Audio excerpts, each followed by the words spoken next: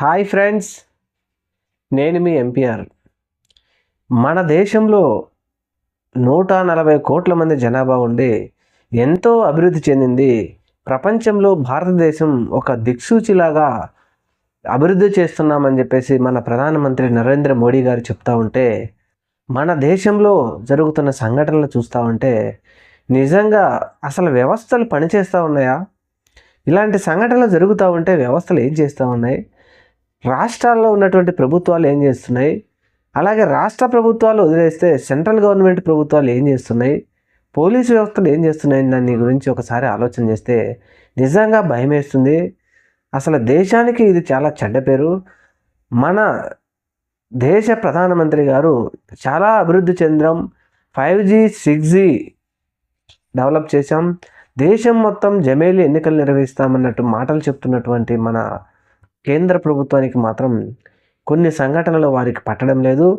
దీని మీద కనీసం మాట్లాడటానికి కూడా ప్రధానమంత్రి గారికి నోరు రాలేదంటే అసలు మనం అభివృద్ధి చెందామా, అంద పాతాళంలోనే ఉన్నారా అనే దాని గురించి బాధేస్తూ ఉంది. అసలు విషయం ఏమిటంటే ఒడిశాలో భువనేశ్వర్ దగ్గర భరత్పూర్ అంట. అయితే అక్కడ ఒక అమ్మాయి, అక్కడ ఒక అబ్బాయి పశ్చిమ బెంగాల్లో ఆర్మీ మేజర్గా పనిచేస్తూ ఉంటే ఈ ఒడిశాలో భరత్పూర్ దగ్గర ఒక అమ్మాయి, ఇద్దరికి మ్యారేజ్ కుదిరిందంట. ఈ మ్యారేజ్ కుదిరిన తర్వాత ఈ భరత్పూర్ దగ్గర ఈ అమ్మాయి రెస్టారెంట్ నడిపిస్తూ ఉంటుందంట. ఈ ఆర్మీ మేజర్ గారు వచ్చి తన రెస్టారెంట్ దగ్గర ఇద్దరు కలిసి మాట్లాడుకోవడం, ఎందుకంటే ఇద్దరు వ్యక్తులు పెళ్ళి కుదిరిందంటే ప్రస్తుత సమాజంలో వారు కలవడం సహజమే, మాట్లాడుకోవడం సహజమే.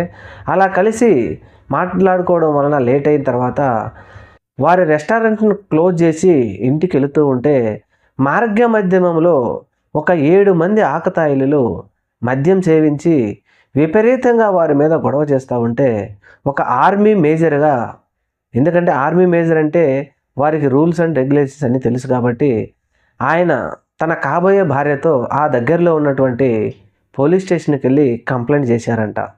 కంప్లైంట్ చేయడానికి వెళితే అక్కడ పోలీసు వారు కంప్లైంట్ తీసుకోపోగా వీరి మీదనే తిట్ల దండకం తిట్టి పోలీస్ స్టేషన్లో నుంచి బయటికి వెళ్ళగొడితే ఈ ఆర్మీ మేజర్ గారు కాబట్టి రూల్స్ అండ్ రెగ్యులేషన్స్ మాట్లాడుతూ ఉండటం, వారి మీద గొడవకు దిగడంతో పోలీస్ స్టేషన్లో మేము వచ్చి ఇలా మమ్మల్ని జరుగుతూ ఉందని మేము కంప్లైంట్ చేస్తుంటే మీరు ఎందుకు కంప్లైంట్ తీసుకోరు, మమ్మల్ని ఎందుకు రక్షించరు అని ఆయన మాట్లాడటంతో అక్కడ పోలీస్ స్టేషన్లో ఉన్నటువంటి పోలీస్ వారికి కోపం వచ్చి విపరీతంగా ఆయనను కొట్టి సెల్లో పడేయడంతో ఆయన స్పృహ తప్పి కోల్పోవడం.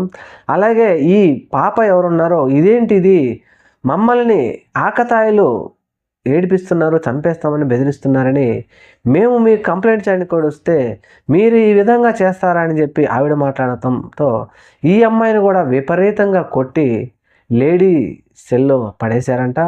లేడీ కానిస్టేబుల్ అందరూ, మగవారు అందరూ కలిసి పోలీస్ స్టేషన్లో పడేయడంతో వారిద్దరిని చెరొక సెల్లో పడేశారు. అయితే కొద్ది సమయం తర్వాత ఇంకొకడెవడో వెధవాని అనొచ్చు, నిజంగా ఆ వ్యవస్థలో ఉన్నారు కాబట్టి మనం ఆ మాట అనలేము, ఇంకొక పోలీసు వచ్చి డైరెక్ట్గా ఇతని దగ్గరికి వెళ్ళి ఇతనిని కొట్టడం. ఆ తర్వాత ఎవరైతే ఈ పాప ఉన్నారో ఈ పాప సెల్లోకి వెళ్ళి మనం మాట్లాడుకొని విధంగా మాటలు నిజంగా ఇది చెప్పకూడదు. భారతదేశం ఆ విధంగా అభివృద్ధి చెందింది. వ్యవస్థలను కూడా మన కేంద్ర ప్రభుత్వం కానీ, ఒడిశా ప్రభుత్వం కానీ, లేకపోతే రాష్ట్ర ప్రభుత్వాలన్నీ ఆ విధంగా వ్యవస్థలను అభివృద్ధి చేశాయి. ఒక సెల్లులోకి వెళ్ళి ఆ సెల్లులో ఒంటరిగా ఉన్న అమ్మాయి మీద రకరకాలుగా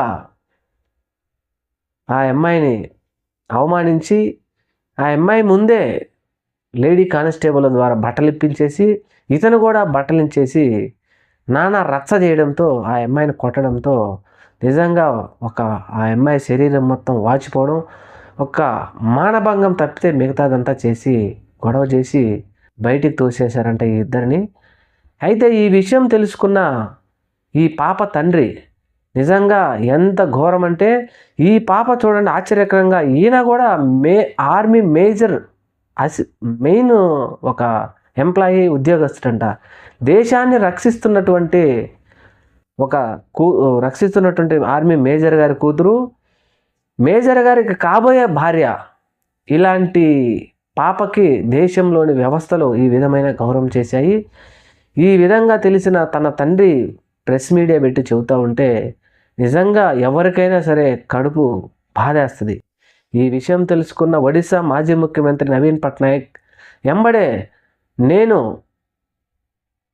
రేపటి నుంచి దీని మీద సిబిఐ ఎంక్వైరీ వేసి నిజాలు కనుక తేల్చకపోతే ఖచ్చితంగా ధర్నాకు కూర్చుంటాను, నిరాహార దీక్ష చేస్తానని ఆయన ప్రకటించడం, అలాగే ఆ లోకల్లో ఉన్నటువంటి ఎస్పీ డీసీపీలు కూడా ఆ స్టేషన్లో వారిని సస్పెండ్ చేశామని చెప్తున్నారు. అయితే ఒడిశా అంతా ఈ విషయం మీద అట్టడికిపోతూ ఉంటే మన కేంద్ర ప్రభుత్వం మన దేశ గౌరవ ప్రధానమైనటువంటి నరేంద్ర మోడీ గారు మాత్రం ఈ విషయం మీద కనీసం స్పందించకుండా మౌనం వహిస్తున్నాడంటే ఇది దేనికి సంకేతం ఆలోచించాలి. ఎందుకని ఈ మాట మనం అంటున్నామంటే బీజేపీ పాలిత రాష్ట్రమైనటువంటి ఒడిశాలో ఇలాంటి సంఘటనలు జరుగుతున్నాయి.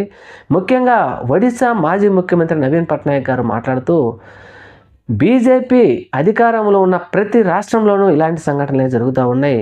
ఎన్నో గొప్పలు చెప్పుకున్నటువంటి బీజేపీ ప్రభుత్వం మరి దేశాన్ని రక్షించేటువంటి ఆర్మీ మేజర్లు వారికే రక్షణ లేకుండా, వారి భార్యలకే రక్షణ లేకుండా ఈ విధంగా ఆకతాయిలు చేశారంటే దానికి వారిని ఏదో చేయొచ్చు.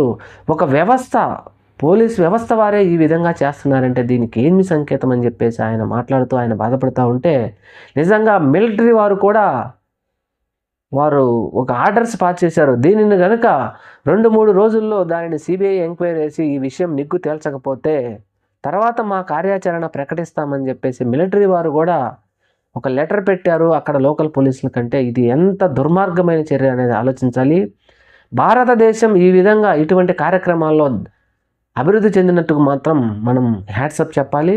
ఎందుకంటే విద్య, వైద్యం, ఆరోగ్యం నరేంద్ర మోడీ గారు చెప్పినట్టు కపడా రోటీ ఇలాంటి విషయాలు చెప్పడానికి బాగానే ఉంటాయి, కానీ ఎన్ని జరిగినప్పటికీ నేను ఎక్కడికో తీసుకెళ్ళాను అని చెప్పేసి వివిధ బయట దేశాలలోకి వెళ్తున్నటువంటి నరేంద్ర మోడీ గారు మన దేశంలో లా అండ్ ఆర్డర్ ఏ విధంగా ఉన్నది అనేది ఒకసారి ఆలోచించకపోవడం మాత్రం బాధాకరం.